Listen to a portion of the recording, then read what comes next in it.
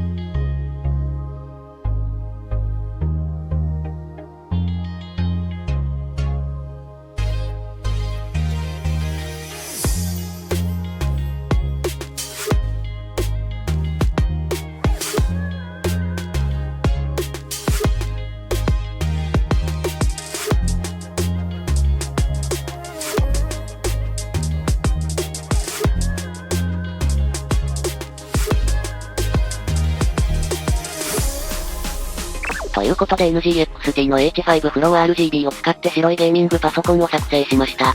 全部お白パーツで作ったパソコンって感じでいいわね。そうですね、作成シーンはダイジェストにしてしまったのですが、今回こちらの簡易水冷、NGXT クラーケンエリート 240RGB と、240mm シングルフレーム RGB ファンユニットの F240RGB コアと、電源の C850 ゴールド ATX3.1 もご提供いただきました。この電源、見えないところなのに全部真っ白なのがすごいですよね。それぞれ実際組んでみてどうだったの？そうですね、まずはこちらの簡易水冷クーラー、クラーケンエリート 240RGB です。こちらは10月18日に発売した新しいクラーケンエリートではなく、旧モデルのクラーケンエリートになります。色々と変わっているところもあるみたいなので新しい簡易水冷も気になるところですね。で、こちらの簡易水冷クーラーは 2.36 型液晶ディスプレイ搭載の RGB ファン搭載 240mm 簡易水冷クーラーで、NGXT キャムを介したシステム情報、アニメーション GIF など表示可能となっています。組み込みに関して言えば、特にこれといって難しいところはなかったのですが、今回レビュー用キットだからなのか、初期グリスがついていませんでした。市販されているものは初期状態でグリスがついています。ただ予備グリスなどは付属品にはありませんでしたので CPU の交換などをする際はご注意ください。あとこれは簡易水冷をトップに取り付ける時の個人的なやり方なのですが、ネジを先に天板に乗せておくとラジエーターを押さえながらネジ止めができるのでおすすめです。ただドライバーに磁力がないと面倒なことになりかねませんが、ヘッドの取り付けもそこまで難しくなかったので結構簡単かなと思いました。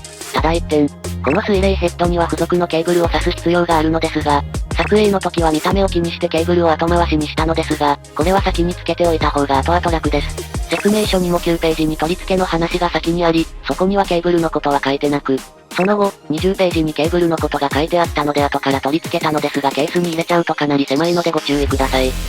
続いてこちらの F240RGB コアですが、これはめちゃめちゃいいですね。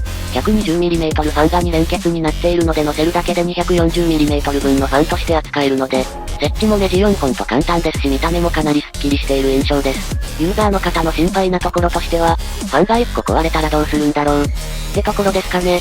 ああ、2連結になっているから1個壊れても変えられない。ご安心ください。こちらは技術仕様なのですが、まずファンの寿命はなんと6万時間となっています。6万時間。それってつまり2500日分ですね。約6年と10ヶ月分となります。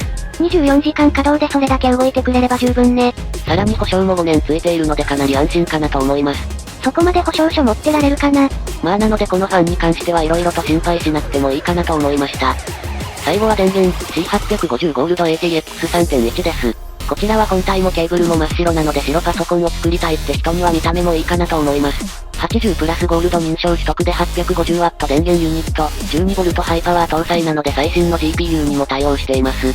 低負荷時にファンを停止させる 0rpm ファンモードを搭載しており、100% 高品質日本製コンデンサー採用。そして10年の長期保証となっております。これも使ってみて特に問題はなかったのですが、これは電源というかケースなのかもしれませんが、CPU 補助電源は簡易水冷を取り付ける前に付けておいた方がいいです。私は先にパーツ類の組み込みが全て終わった後にケーブル類を全て付けたのですが、CPU 補助電源のところはかなり細かったです。まあそうでしょ。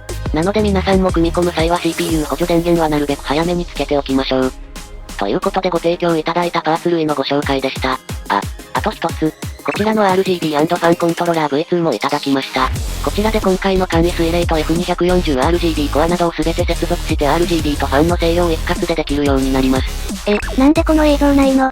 ですね、裏配線中に撮影をしなかったからです。ごめんなさい。あ、そういえば裏配線はどうなのよ。ちゃんとやったんでしょうね。それはですね。いいから早く見せなさい。